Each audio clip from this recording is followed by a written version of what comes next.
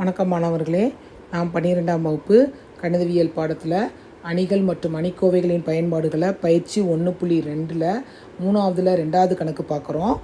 இப்போ கொடுத்துருக்க அணியை ஏன்னு எடுத்துக்கிறோம். அது என்ன வரிசையில் இருக்குன்னா 3/3 வரிசையில் இருக்குது. இது காஸ் ஜோர்டன் முறைப்படி எழுதுகிறோம். காஸ் ஜோர்டன் முறைப்படி எழுதும்போது ஆட்டோமேட்டிக்காக என்ன எழுத போகிறோம்? AI3. இங்கே AI3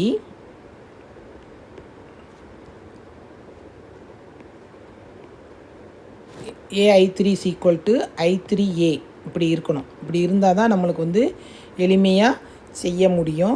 இப்போ நம்ம கணக்குக்குள்ளே போகிறோம். கணக்குக்குள்ளே போகும்போது AI3 எழுதுகிறோம். AI3 என்ன இருக்குதுன்னு சொல்லி பார்க்குறோம். AI3 அந்த கணக்கு கொஞ்சம் பெருசாக தான் இருக்கும். -1 0 1 0 -1 6 -2 -3 1 0 0 0 1 0 0 0 1 ஓகேவா? இந்த அணி இருக்குது. நடுவில் ஒரு கோடு போட்டுக்கோங்க.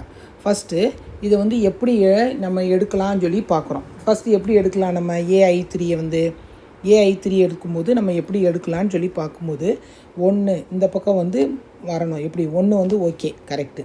இந்த இடத்துல 0 வரணும். 0 வரதுக்கு நம்ம என்ன செய்யலாம் அப்படின்னு சொல்லி பார்க்க போகிறோம். R2 ஃபஸ்ட்டு இதெல்லாமே 0வாக கொண்டு வந்துடும். R2 என்னன்னா R1 இல்லை R2 மைனஸ் R1 எடுத்துக்கோங்க. எடுக்கும்போது என்ன வரும் நம்மளுக்கு?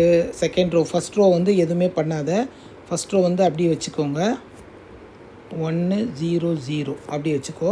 செகண்ட் ரோ மட்டும் என்ன செய்கிறோம்? ரெண்டையும் மைனஸ் பண்ணுறோம். மைனஸ் பண்ணும்போது ஆட்டோமேட்டிக்காக இங்கே 0 ஆயிரும். இந்த இடத்துல என்ன வரும்? மைனஸ்னால் இங்கே ப்ளஸ் மாறிடும். அடுத்து இந்த இடத்துல வரும்போது -1 மாறிடும். இங்கே என்ன வரும்? -1 1 0வாக மாறிடும். அடுத்து R3 என்ன இருக்குது? 6 இருக்குது. அப்படின்னா நம்ம என்ன செய்யணும்? R3 -6R1 நம்ம என்ன பண்ணுறோம்? சிம்பிளிஃபை பண்ண போகிறோம். 6 இங்கேயும் என்ன வரணும்? 0 வரணும். அடுத்து என்ன இருக்குது? R3 -2 ப்ளஸ் R வரும். ப்ளஸ் ஆறும்போது இங்கே 4. அடுத்து 3ஆவதில் என்ன இருக்குது? -3 அங்கே 0னால ஆட்டோமேட்டிக்காக இங்கே -3. நெக்ஸ்ட்டு -6. அடுத்து 0 தான். அடுத்து 1 ஓகேவா?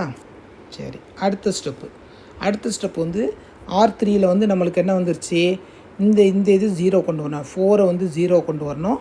அடுத்து என்ன கொண்டு வரணும்? இந்த இடத்துல 1 கொண்டு வரணும். ஓகேவா? சரி, அது ஒவ்வொரு ஸ்டெப்பாக நம்ம போனாலும் சரி, இல்லை அடுத்த ஸ்டெப்லேயே நம்ம பார்க்கலாம். இப்போ R3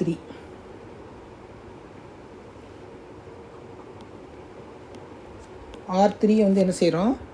R3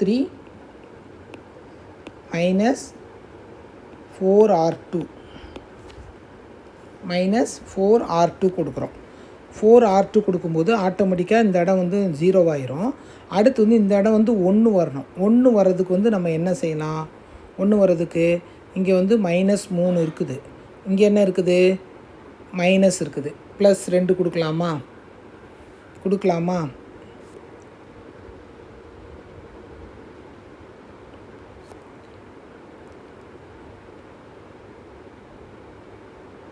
கொஞ்சம் திங்க் பண்ணி பார்த்தோம்னா நம்மளுக்கு ஆட்டோமேட்டிக்காக எல்லாமே தெரியும். சரி, ஃபஸ்ட்டு இதை முடிச்சிருவோம். முடிச்சிட்டுனா அடுத்த ஸ்டெப் போவோம். ஒவ்வொன்றாவே போவோம், நிதானமாக போவோம். போடும்போது என்ன வரும்? இங்கே ஃபஸ்ட்டு இதையும் செகண்ட் இதையும் அப்படி எழுதிக்கோங்க. 1 0 0 0 1 -1 -1 1 0. பதட்டப்படாமல் செஞ்சிங்கன்னா ஆன்சர் கண்டிப்பாக வரும். 0 4 -4 0 -3 +4 1 6 -6 +4 -2 -4 1 ஓகேவா? சரி, அடுத்த ஸ்டெப்பு. இப்போ ஈஸியாக இருக்கும். இப்போ இந்த இடம் நம்மளுக்கு 1 வந்துருச்சு. ஆட்டோமேட்டிக்காக நம்மளுக்கு 1 வந்துருச்சு. ஆனால் நம்மளுக்கு இங்கே என்ன வரணும்? 0 வரணும். இந்த இடம் 0 வரணும். 0 வர்றதுக்கு நம்ம என்ன செய்யணும்? அங்கேயும் செய்யணும். அடுத்து இங்கே R1 வந்து என்ன செய்யணும், -1ங்கிற இடத்துலையும் நம்ம வந்து 0 வரக்கூடாது. அதனால் அந்த ரெண்டையுமே செஞ்சுருவோம். R1 வந்து எப்படி எழுதலாம், முதல்ல R2 எழுதிக்குவோம். R2 வந்து R3 + R2, R3 + R2. ஏன்னா அட்டஸ்டெச்சாக செய்ய முடியாது. ஏன்னா இங்கே ஏற்கனவே வந்து 1 இருக்குது. நம்ம இது ரெண்டையும் ஆட் பண்ணோம்னா என்ன வரும், 0 வரும். ஆனால் இங்கெல்லாம் சேர்ந்துக்கணும். எல்லாமே 0 வந்துச்சுன்னா மட்டும்தான் நம்மளுக்கு அது எளிமையாக இருக்கும். அதனால் இந்த ரெண்டையும் ஃபஸ்ட்டு முடிச்சுக்குவோம். 1 -1 0 1 0 0 0. அடுத்து என்ன இருக்குது, R3. இதை ஆட் பண்ணும்போது 1, இதை ஆட் பண்ணும்போது 0. அடுத்து நெக்ஸ்ட்டு -3, அடுத்து நெக்ஸ்ட்டு -3, அடுத்து 1, அடுத்து லாஸ்ட். இதை வந்து அப்படியே எழுதிக்கோங்க. ஓகேவா? சரி, இப்போ வந்து நம்மளுக்கு எளிமையாக இருக்கும். இப்போ ரெண்டையும் கூட இங்கே 0 இருக்கிறதுனால நம்மளுக்கு பிரச்சனையே வராது. R1 = R1 + R2.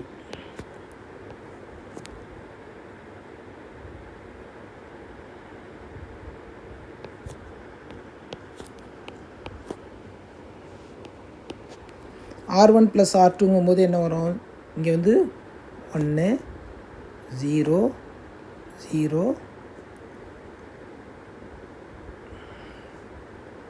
0 1 0 0 0 1. அடுத்து இந்த பக்கம் வரும்போது ரெண்டையும் தான் ஆட் பண்ணுறோம். ஆட் பண்ணும்போது என்ன வரும், -2 -3 1.